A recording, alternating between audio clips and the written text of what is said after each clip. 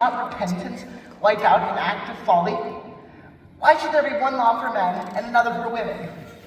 Mother, I forgive you. Mr. Worthing, there is some grave error. There is the woman who can tell you who you really are.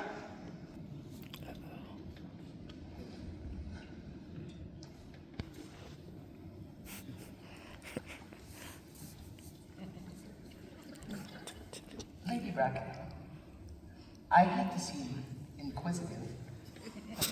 Would you mind informing me of who I am?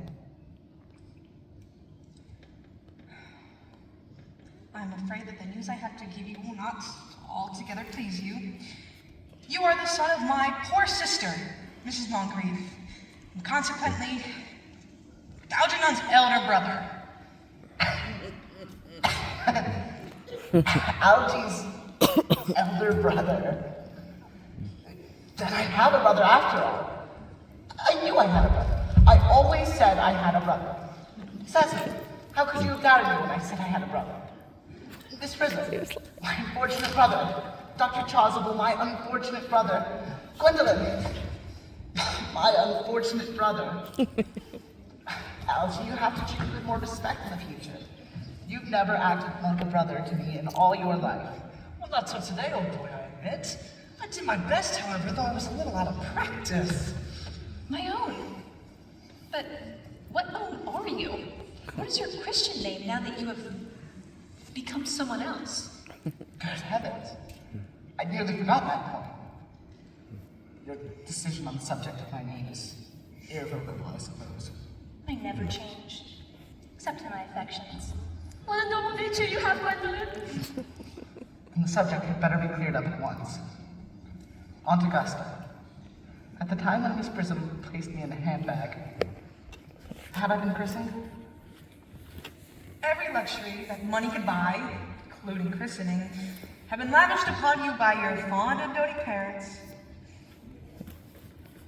Then I had been christened. That's cleared up. Now, what name was I given? Let me know the worst. Phoebio's son, you were naturally christened after your father. Yes, but what was my father's Christian name? I cannot at the present moment recall what the general's Christian name was, but I have no doubt he had one. Alfred, can't you recall our father's Christian name? My dear boy, we were never even on speaking terms.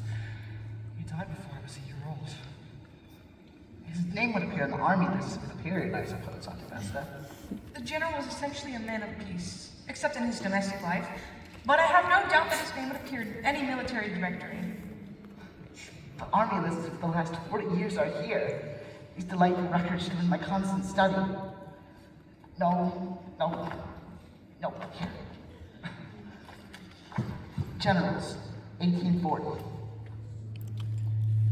Magby, Maxbaum, Macklin, ghastly names they have. Mogby, Migsby, Hobbs, Moncrief. Generals, 1840. Colonel, Lieutenant Colonel, Lieutenant Generals, 1869. Christian names, Ernest John. Gwendolyn, I always said my name was Ernest, didn't I? Well, it is Ernest. I mean, naturally it is Ernest. Yes, I recall now that the general was named Ernest. I knew I had some particular reason for disliking that name. Ernest. Why you Ernest? I felt from the first that you could have no other name. It's a very difficult thing for a man to realize that for his entire life, he's been telling nothing but the truth. Can you forgive me? I can't, for I feel you are sure to change. My own one. Letitia! Frederick, at last! Cecily, at last. Gwendolyn, at last. My nephew, you seem to be displaying signs of triviality. On the contrary, Aunt Augusta, I've now realized for the first time in my life the vital importance of being earnest.